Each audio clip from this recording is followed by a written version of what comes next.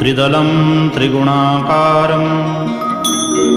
त्रिनेत्रं च त्रयायुधं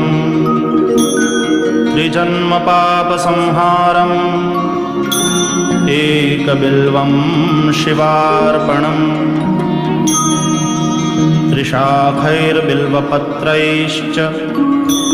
ह्यच्छिद्रैः कोमलैः शुभैः शिवपूजां करिष्यामि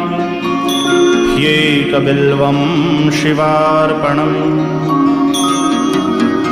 अखण्डबिल्वपत्रेण पूजिते नन्दिकेश्वरे शुध्यन्ति सर्वपापेभ्यो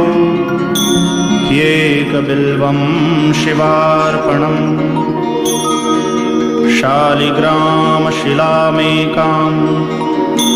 विप्राणां जातु